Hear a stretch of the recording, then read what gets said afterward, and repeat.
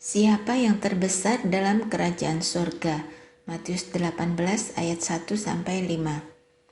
Pada waktu itu, datanglah murid-murid itu kepada Yesus dan bertanya, "Siapakah yang terbesar dalam kerajaan surga?" Maka Yesus memanggil seorang anak kecil dan menempatkannya di tengah-tengah mereka, lalu berkata, "Aku berkata kepadamu, sesungguhnya jika kamu tidak bertobat dan menjadi seperti anak kecil ini, kamu tidak akan masuk ke dalam kerajaan surga. Sedangkan barang siapa merendahkan diri dan menjadi seperti anak kecil ini, dialah yang terbesar dalam kerajaan surga. Dan barang siapa menyambut seorang anak seperti ini dalam namaku, ia menyambut aku." Siapa yang menyesatkan orang? Matius 18 ayat 6-11. Tetapi barang siapa menyesatkan salah satu dari anak-anak kecil ini yang percaya kepadaku, lebih baik baginya jika sebuah batu kilangan diikatkan pada lehernya, lalu ia ditenggelamkan ke dalam laut. Celakalah dunia dengan segala penyesatannya. Memang penyesatan harus ada, tetapi celakalah orang yang mengadakannya.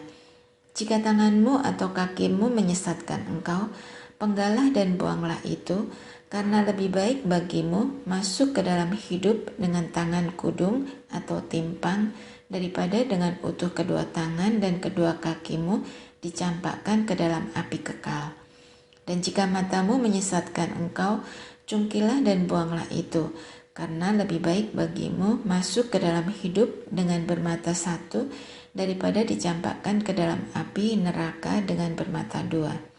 Ingatlah, jangan menganggap rendah seorang dari anak-anak kecil ini, karena aku berkata kepadamu, ada malaikat mereka di surga yang selalu memandang wajah Bapakku yang di surga, karena Anak Manusia datang untuk menyelamatkan yang hilang. Perumpamaan tentang domba yang hilang. Matius 18 ayat 12-14. Bagaimana pendapatmu jika seorang mempunyai 100 ekor domba dan seekor di antaranya sesat? Tidakkah ia akan meninggalkan yang 99 ekor di pegunungan dan pergi mencari yang sesat itu? Dan aku berkata kepadamu, sesungguhnya jika ia berhasil menemukannya, lebih besar kegembiraannya atas yang seekor itu daripada atas yang ke-99 ekor yang tidak sesat. Demikian juga Bapamu yang di surga tidak menghendaki supaya seorang pun dari anak-anak ini hilang. Tentang menasehati sesama saudara.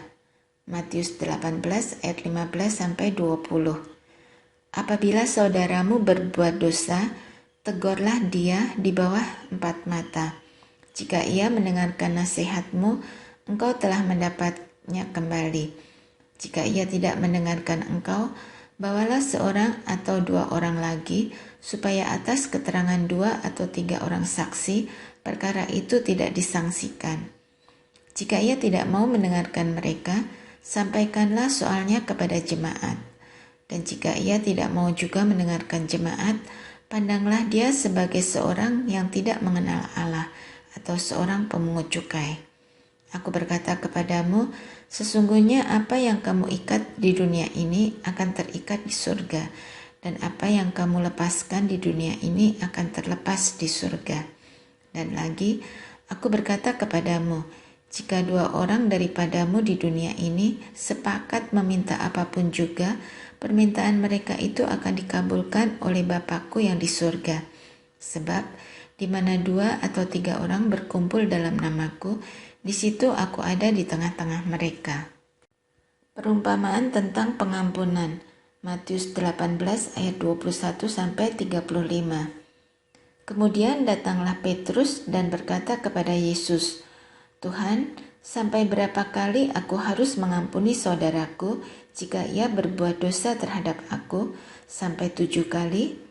Yesus berkata kepadanya, "Bukan, aku berkata kepadamu, bukan sampai 7 kali, melainkan sampai 70 kali 7 kali.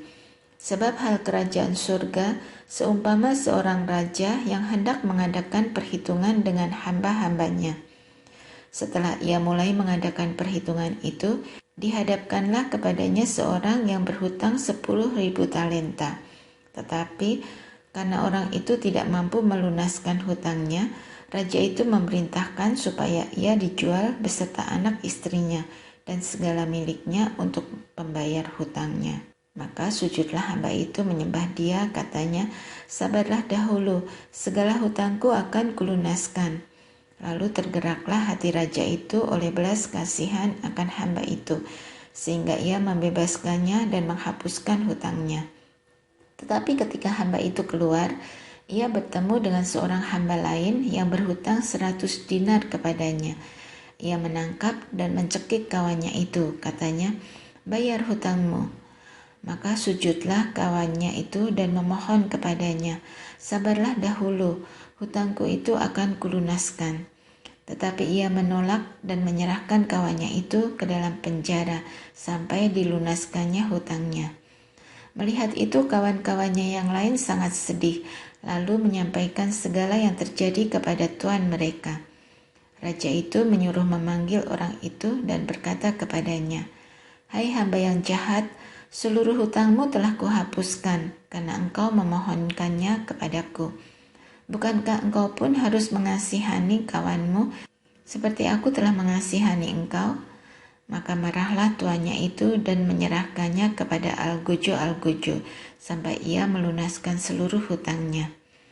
Maka Bapakku yang di surga akan berbuat demikian juga terhadap kamu apabila kamu masing-masing tidak mengampuni saudaramu dengan segenap hatimu.